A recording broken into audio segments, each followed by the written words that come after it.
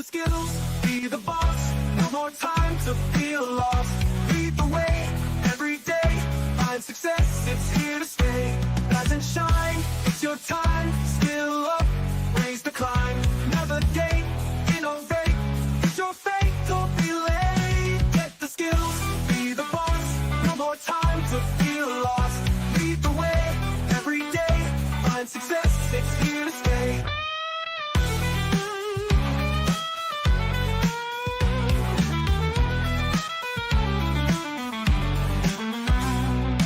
If you're a new manager or hoping to be a new manager, join us in our exploration into what managers need to know. This program will set you up for success by building your knowledge and confidence in the skills you need to be effective.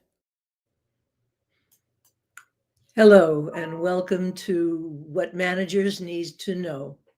A little bit about me. I taught for the Executive Management Institute and the Small Business Development Center at the University of Wisconsin-Madison School of Business for 30 years. And I've been a workplace learning and performance improvement consultant with my own business for 38 years.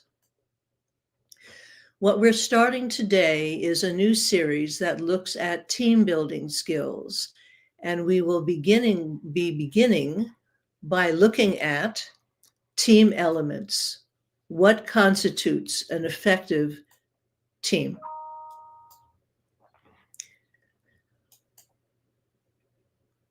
So, how many of you are pleased with your team?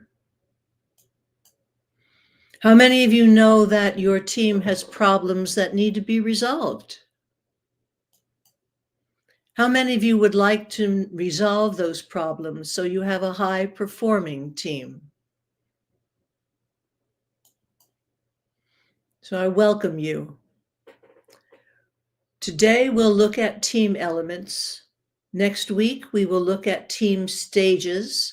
We will then look at team interventions, how to overcome the 5 dysfunctions of a high-performing team. And then finally, what does it take to be a high-performing team? So when we're talking about a team, we're talking about a set of interpersonal relationships structured to achieve established goals. And there are 15 effective work team characteristics. First, a clearly defined and shared sense of purpose. Do the members of your team understand why they're together, what they're hoping to accomplish? Second, a list of mutually created and agreed upon objectives. Third, an organized structure that fits logically with the objectives to be accomplished. Fourth, clearly defined roles and role relationships. And fifth, an open climate that fosters shared idealings and feelings. How are we doing so far?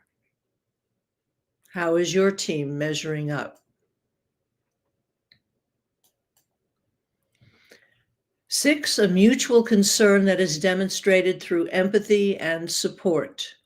So we're not talking about cliques. We're talking about members who care about each other and respect one another. 7, a willingness to observe how the team works and accept ideas for improvement. A consensual decision-making process where appropriate, because we want the team members to own the decisions, to feel a commitment to those decisions whenever possible. The sharing of power and leadership as appropriate to the task. Who has the greatest expertise, the best experience? Who should be leading a certain project? An accountability system that fosters responsibility, results, and follow-through. Yes, we're talking about a team, but a team is comprised of individual contributors. And those individual contributors have certain responsibilities and expectations. And if they're not fulfilled, they let the entire team down. A method for justly resolving conflicts and grievances. Something that many people seem to forget when they think about teams is that teams are full of people, people have disagreements, and conflict arise. They seem to think that a team should be seamless, there should be complete harmony, and that's rarely the case. And as a matter of fact, you don't want that to be the case because you want some dissension, you want some disagreement, because that's where creativity lies. If everyone agrees all the time, there's no growth, there's no creativity, there's no innovation.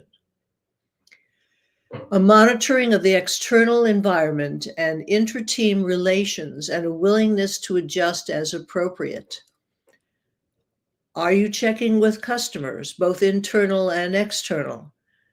Are you getting feedback so that you know? Are you meeting needs? Are you meeting expectations? Is there something that you can do to improve the level of service that you provide to those customers? A commitment to the effective use of time and resources. Feelings of comfort, accomplishment, and fun. I think the fun part is probably a surprise. And not all teams have fun together. Not all team members relate to each other well to the extent that they might have fun together. But it would be nice if there were times when the team could celebrate successes, could celebrate resilience in the face of some trauma, so that they feel more pulled together. And I know that that can feel difficult when we have people dispersed working from home. A satisfactory method for bringing new members in and allowing current members to leave. It can be very difficult for someone who is new to an established team to enter and feel comfortable. So, what is the method?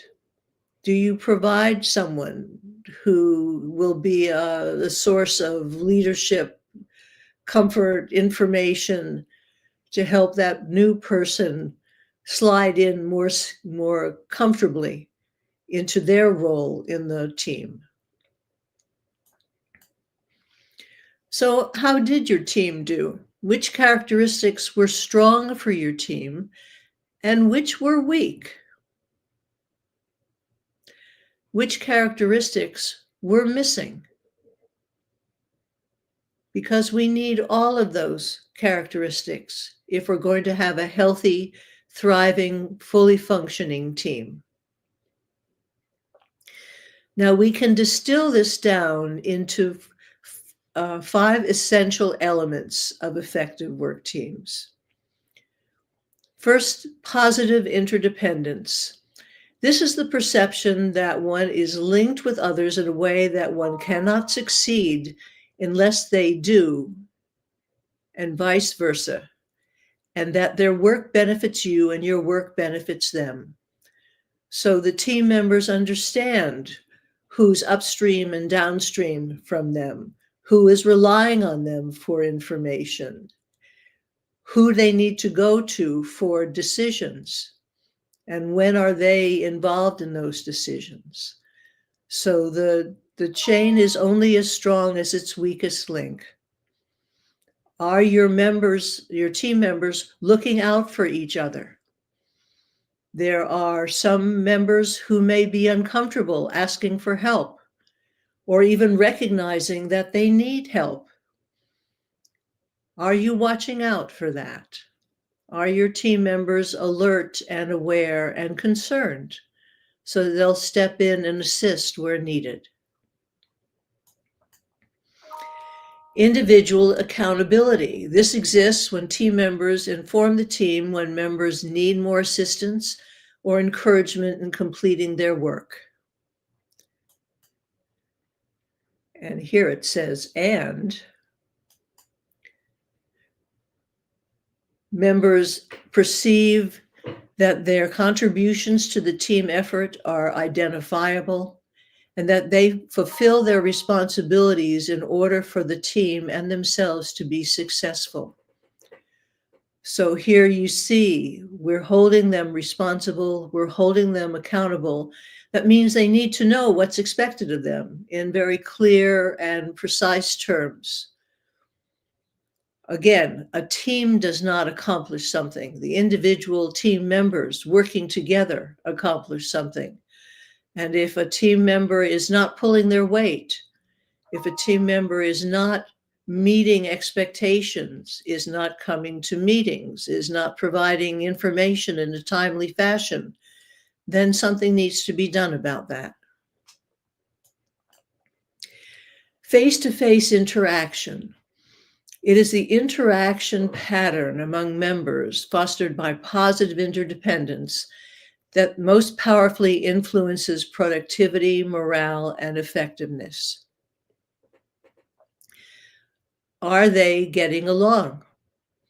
If there is a problem, do they work it through together? Or do they busy themselves talking to other people and getting sides created, which leads to conflict and more disagreement and disharmony in the team?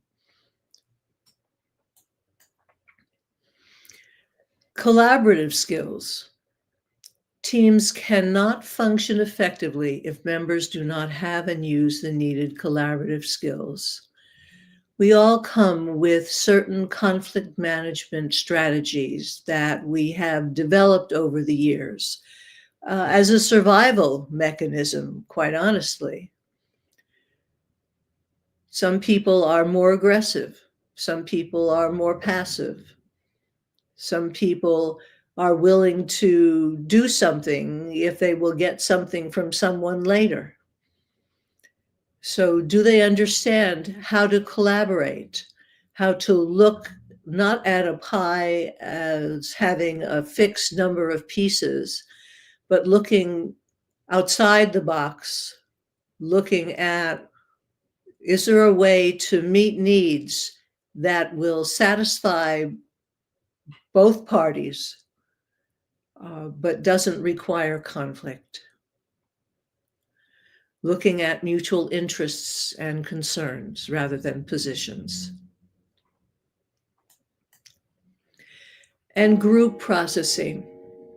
Teams need specific time to discuss how well they are achieving their goals and maintaining effective working relationships among the members.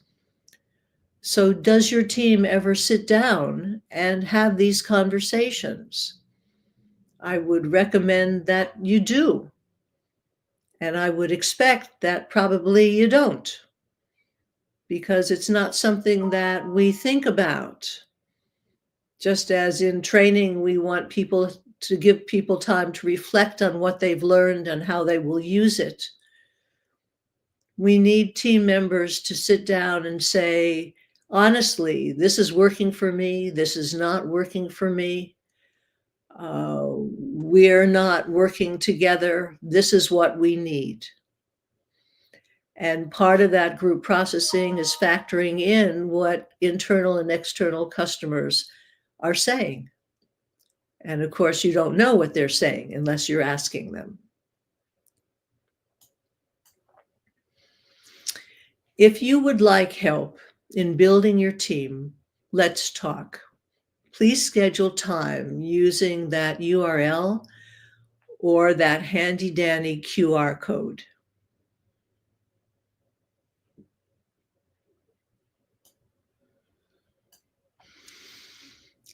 Next week, we will look at team stages. And these team stages are very clear, and some of them are useful. All of them are necessary, but we can get stuck at certain stages, which is to our detriment. So I hope that you will join us next week when we look at team stages. Thank you for sharing your time with me.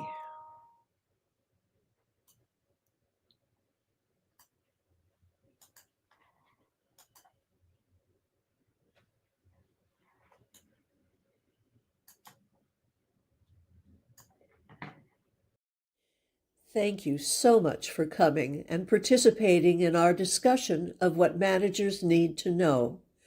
You can find the videos of this and previous sessions on my YouTube channel or under events on my LinkedIn profile.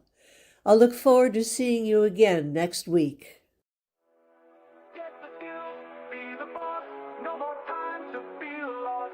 Lead the way, every day, find success, it's here to stay. Get the skills, be the boss, no more time to feel lost. Lead the way, every day, find success, it's here to stay. It's here to stay. Oh, it's here to stay. It's here to stay. Yeah. Get the skills, be the boss, no more time to feel lost.